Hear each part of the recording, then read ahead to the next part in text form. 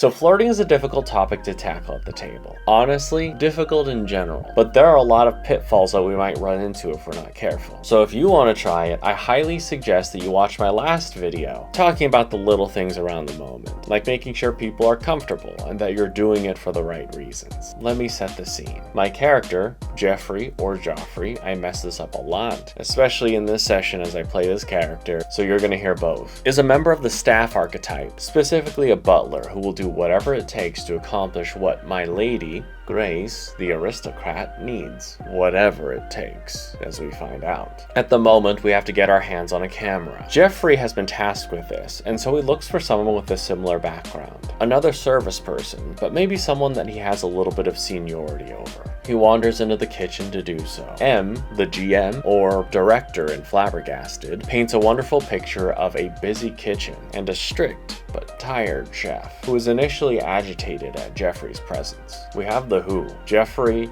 and the head chef. We have one of the wants. Geoffrey wants to get a lead on a camera from the head chef. Now, how do we get what we want? Well, I do say, what do you have? What are you doing in here? Madame, you seem quite a bit perturbed this evening. There is a party going outside, if you have not noticed. Oh, yes. Well, as we both know, when it comes to the service industry, we must work in a way that represents the poise and grace of those we serve. Poise and grace, that is something a butler would say. I'm behind the walls making this whole party happen. I am the backbone of this society, and it does not matter how much grace I have. It matters if the food tastes good, and if the food tastes good, that speaks for itself, and I'm working on that right now. I say. We started the interaction with agitation, which isn't a great starting point. I was initially thinking of starting with pulling rank, to hold my position in the hierarchy over her. But with this response, that wasn't gonna happen. So I immediately addressed her feelings, wanting to focus on that and seeing if I could do something to comfort her as we figure out what makes her tick. There was a part of me that still clung on to the seniority tactic, which is why I approached with that condescension to say what is expected of us as service people. She doubles down, and in so doing shows me exactly what she wants. She wants recognition for making good food. She's the backbone, the person making sure that the food that's being sent out is of quality. She has to say it because no one else has. So now I change my tactics. But, Madame, your grace speaks in your food. Oh, she blushes. She comes to a full stop for the very first time. Her hands don't flap any longer as she presses a palm to her chest. Oh, I never thought I'd find someone who completely understood me this way. Yes, and she'll approach, and she's cleaning her hand on like a long towel that she then tosses over her shoulder. My name is Shelley Burlows. It's a pleasure to meet you, Shelley. Now the initial compliment gets us somewhere. How do we know? The blushing that's described. The change up. M does a fantastic job of showing us exactly what makes this chef tick, to the point of even introducing herself. But you know what would make me tick? If you introduced yourself to the like and subscribe button. Leave a comment if you found this video entertaining or helpful. So now that we know what Shelley wants, recognition and admiration, we can give it to her. I did sample a little bit of your steak tartare, and I must say, it is a symphony of flavors. Well, aren't you quite the chic? What can I do for you? We continue to double down on our tactic, giving the admiration and love that Shelley wants, to keep building on this and seeing her response. That's the crucial thing. If the response is not good, then we can't keep going down this path. We can't keep playing the game unless both participants are on board. But now that she's given us a green light, we can ask for what we're after. I do have a humble request of yours. A camera. I'm sure that you must have one lying about somewhere, perhaps to capture the majesty of what you lay upon the plate. I ask for what I want while also adding in a compliment, another flirtation that continues to build what we've been building so far. I'd like to highlight a concept here, heightening. It's one thing if you hear, hey, you're good at what you do. If you hear them say that again, you're like, okay, I heard you. But if you hear it a third time, same thing. All right, what's going on here? What do you want? Heightening is the process of starting at a lower level and continuing to build upwards and upwards. It keeps your dialogue fresh and entertaining, while allowing you to push a little bit harder to get what you want. Now you might be asking, why don't we start at the top? Well, starting at the peak is jarring, a little scary. It's kind of like those scenes in movies where, well, let me show you. Hi, it's really nice to meet you. Online dating is just so hard. I'm glad I found someone genuine. I love you. Sorry, I gotta go. So you don't want to jump the gun. You need to work your way up, whatever you're escalating to. So back to the scene. You know what? I don't know if you have the time, but my dogs are barking. Why don't we take a seat and we can discuss whether or not there is a camera close by? Yes, of course. I would be delighted. She'll kind of usher you over to a table that is just full of dirty dishes, and she'll just like kind of push and scooch them over to one side so you guys have like a corner between the two of you. And she'll sit down and she'll flutter her dress. You wanted a camera. I do think I recall seeing a camera. Are you thirsty? Can I get you anything? I keep the best giggle water down here. People think it's for cooking, but... Em does an incredible job of changing gears here, because we've reached a peak. That level of emotion has changed things. With enough heightening, we feel a shift. When we feel that shift, we shift with it. So now the cook's want has changed a little bit. The overarching want of being admired is still there, but a new one might have popped up alongside it. A want that might coincide with admiration, but of a different kind. Something to do with Geoffrey, maybe to get to know him better. At this point, having the invitation for a more private moment, I take a risk. I have a scene cue, which is Flabbergasted's way of mitigating that risk. If not for that, my move might have been considered a heavy escalation that could have resulted in a slap. At the moment, you are the star of the show. And so, what I would like to use is a scene cue called Soothing Touch. Hangover cures, stubborn colds, little cuts, bumps, and bruises. You have a remedy for all and a soothing nature to go along with it. So, you did say that your dogs are barking. Why don't I ease the hounds? What are you suggesting? Your shoes. Take them off. So I've pushed forward the idea. I've laid my cards on the table. Now, scene cues are usually a guaranteed success, but in the land of roleplay, we have to make sure that we're playing properly and that we're making sure that everyone around is still comfortable. As I'm doing this, I'm watching the screens, making sure that everyone is still having fun and not grossed out by any means, especially when it feels like I've got the green light. I pitch the idea, using the details that Shelley established already about her dog's barking. Pulling from what M has already said as Shelley, it feels more natural. But even though I'm using the scene cue, I'm still pitching it as a question, an offer. Because a guaranteed success doesn't override our agency in the game. The ability for us as players and characters to make choices. What? I suppose. And she'll slip her shoes off and like has them kind of tucked underneath her seat as if she's maybe a little embarrassed. Don't worry. We have quite a bit blocking the view. It's just you and me here. And Geoffrey will start rubbing her feet. I don't know if this is sanitary. This is a kitchen. Oh, that feels so nice. Whew.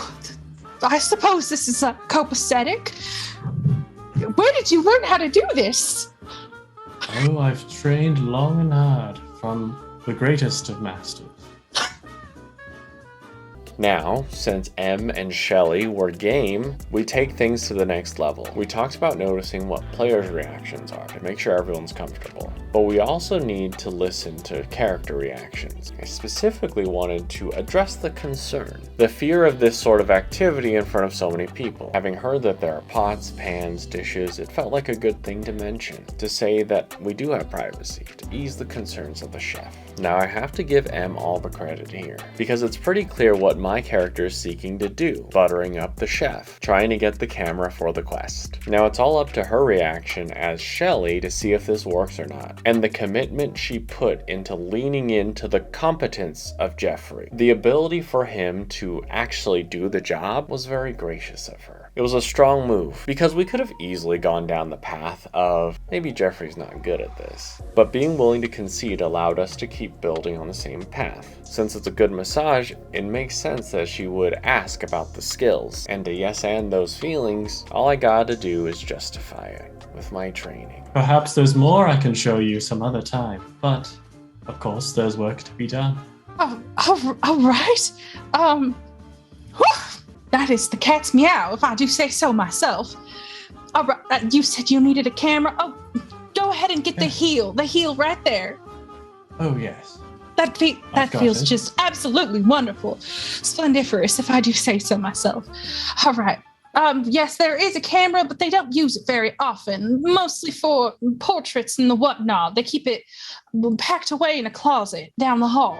I'm not sure which box it's in, though. Now, whenever we aren't sure what to do, we can always go back to our initial want. In my case, we've built up a bit of a relationship now, and I decided to dangle the possibility of more, while going back to my want of the camera. M reacts beautifully as we continue, while being willing to give up the intel. Don't worry about it. You worry about the food, which I believe will sing a song a little bit sweeter now that you've had a little relaxation. Wait, we just started. You only did the 1 foot. Oh, I will continue. Don't you worry. She's gonna wave over somebody who will just stop by, and they have cookies and they have tea, and it smells delicious. Well, then let's take our time. Geoffrey, careful now, I might start carrying a torch for you. Oh, if you carry a torch, I'll have a bonfire waiting.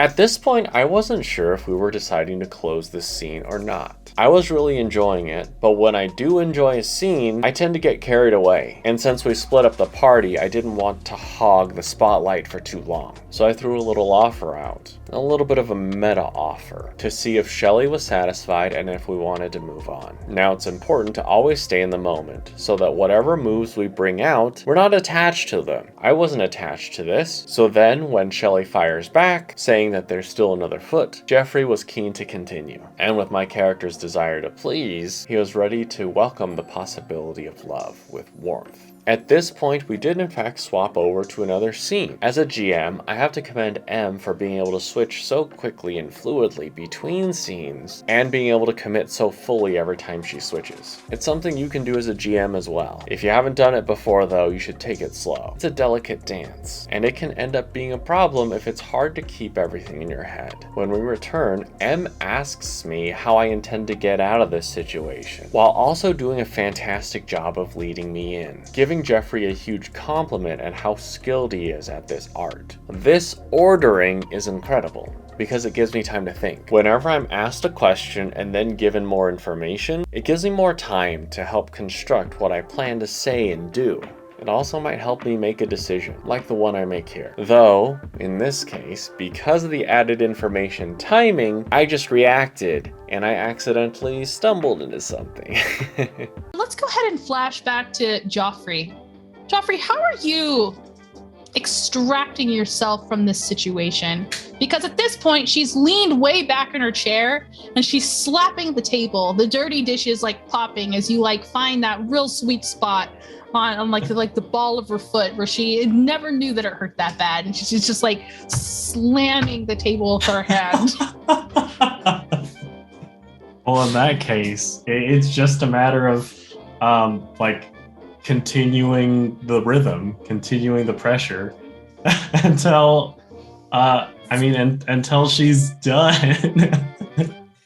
So there's a lot to be said about innuendo and double entendre. Sometimes we do it by accident, like here. And when we do and it pays off, we take all the little wins we can get. And I will say to be careful with innuendo and double entendre when it's overt. I feel like I got away with it because we were heading in that direction, and because it was pretty clear that I didn't intend on doing it. It feels different when someone says something dirty on purpose as opposed to on accident. So I think everyone gave me a little bit more grace for that. M does end up giving me the way out. I think this might have been because of the laughter. I think if you're able to create laughter for someone, you get a little extra leeway on things. Okay, I think that's enough. I have a reputation to maintain, you know. Okay. Yes, as you wish. You know what, Geoffrey? You just keep that bonfire lit, okay? Of course. We're gonna get to know each other real well. Of course, my lady. She's gonna like straighten out her dress as she stands and slips her shoes back on. Now, I want to point out that as far as this scene went, I think both characters got what they wanted, in more ways and more wants than one. It became something more than just, I want a camera. He might actually be in it for the long haul, but he does still have a job to do. In which case, for our character, we can amend our wants list. We have the want of getting the camera, but we might also have a want of progressing this relationship, which I think is shared by Shelley. Now, you go ahead and go get that cameras that you need, all right? Of course. And Geoffrey is gonna put his gloves back on, and then just do a light caress of just below her chin and say, "Don't forget." She like leans in fully for a kiss. Geoffrey will lean so close in and say, "Next time." She makes like a weird high-pitched sound and then like fans herself desperately as you step back. Oh, a man with some character. I love that. Now, with our added wants, both of us have certain tactics. Shelley wants to support us in our mission now. Geoffrey wants to continue things while maintaining the air of professionalism right now. As we've stood up, no longer obscured by the pots and pans, we have to be discreet in order to maintain our reputations and positions at work. In an effort to do this, thankfully Shelley is also on board, to feel the feelings without feeling rejected here, to enjoy in the promise of things to come, the build-up of anticipation. Now, I want to give a special shout out to Lvl1Geek for having me on for this game. M was a fantastic director, Tori was a fantastic player to play with as always, and also wrangled up this incredible cast, who are a delight to play with. Now, if you want to see more, please leave a like, subscribe, let me know in the comments. It really helps me out. Now, as always, wherever you are, whenever it happens to be, I hope y'all have a wonderful morning, afternoon, or evening.